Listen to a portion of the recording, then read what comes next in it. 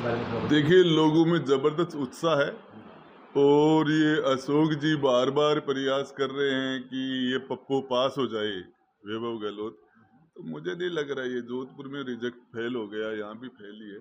लोगों ने मन बना लिया और जब अशोक जी 3 बार मुख्यमंत्री थे, हम लोगों से जाके मिल रहे हो, कभी उनको टाइम ही नहीं दिया, आज उनके पास आ रहे हैं, तो अशोक जी के भी समाचार अब समाप्त ही है।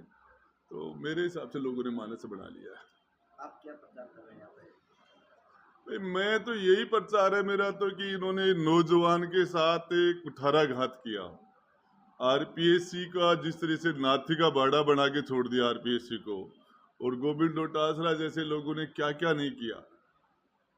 अपने परिवार के अंदर सब लोगों को इंटरव्यू में एक जैसे नंबर, पेपरों में एक जैसे नंबर, सारे रिश्तेदार पास, और मुख्यमंत्री जी के घर से जो इंटरव्यू की लिस्ट जाती थी, संजय सोत्री उसको सेलेक्ट कर देता था, और गरीब का बच्चा मेहनत कर भी फेल हो जाता था। अब आज एसओजी थानेदार के जो एग्जाम है उनमें किस तरह का फर्जीवाड़ा हुआ, कितने लोग हैं, सैकड़ों लोग जिनको परीक्षा केंद्र का पता नहीं कहाँ परीक्षा केंद्र है, वो थानेदार बन गए। और ये जिस तरीके से हुआ नौजवानों में, महिलाओं में, और आज ये राहुल जी सामाजिक न्याय यात्रा कर रहे हैं और जातीय जनगणना की बातें कर रहे हैं। तो 55-60 साल तो हिंदुस्तान में राहुल जी के पिताजी प्रधानमंत्री रहे, राजीव गांधी जी, सोनिया गांधी ने 2-2 बार प्रधानमंत्री बनाए, इंदिरा जी उनकी दादी प्रधानमंत्री रही, उनकी दादी के पिता प्रधानमंत्री। सामाजिक न्याय क्यों नहीं किया उन्होंने? आज भी दलित की स्थिति तो वही आजादी से पहले थी, क्यों नहीं किया उन्होंने?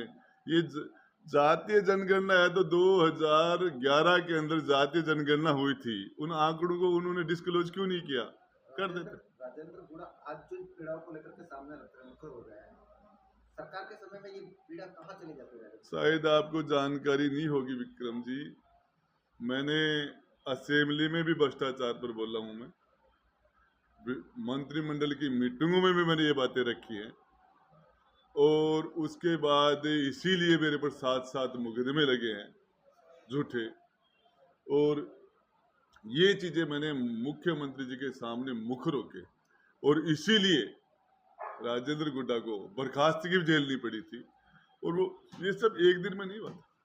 जब सचिन पायलट मुख्यमंत्री के पद से अशोक गहलोत को हटाने के लिए मानेसर चले गए, उस समय आप अशोक गहलोत की सरकार बचाने के लिए अहम भूमिका निभा रहे थे। हमारा ये उस धर्म था, मैं कांग्रेस के साथ था उस टाइम में, और कांग्रेस के साथ होने के नाते, कांग्रेसी उस टाइम में कांग्रेसी था, उसके नाते मैंने मेरा वो धर्म निभाया कि मैं जिसके साथ हूं उसका साथ दूं।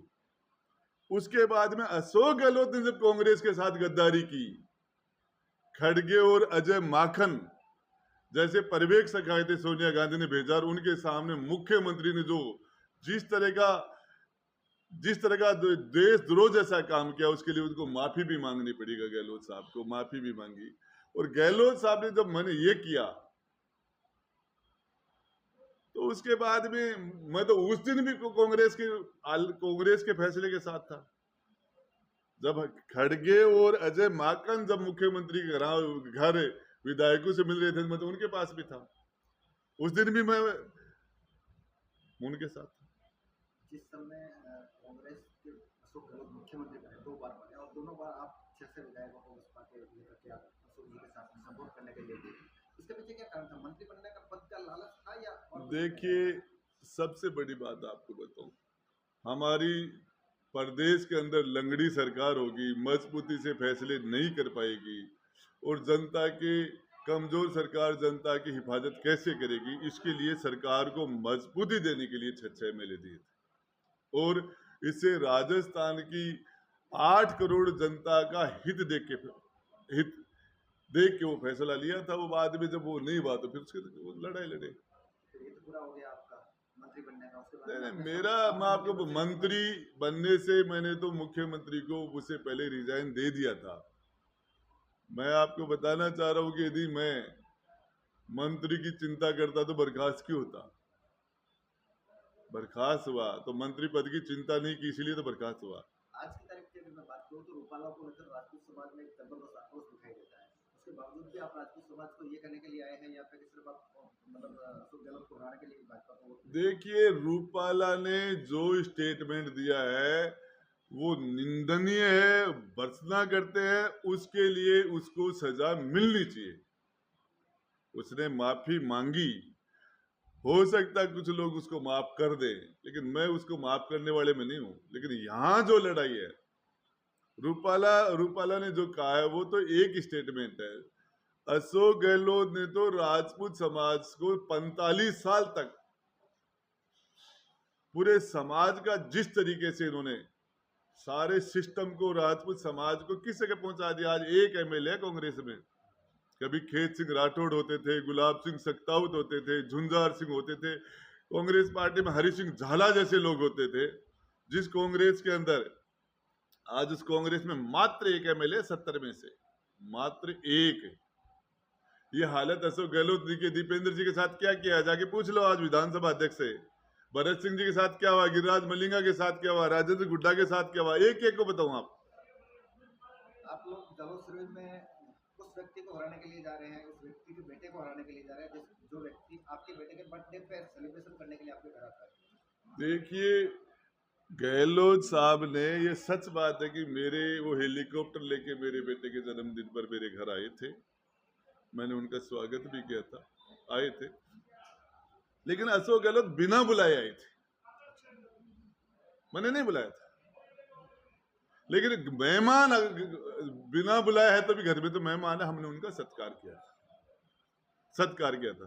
नंबर 2 है कि अशोक जी ने उदयपुर वाटी को, जब हमने उनकी 2 बार सरकार बनाई तब गोद नहीं लिया, और राजेंद्र गुड्डा को मारने के लिए उदयपुर वाटी को गोद ले रहे हैं। तो गोद का होने के नाते मेरा फर्ज बनता है कि वो फर्ज अदा करूं।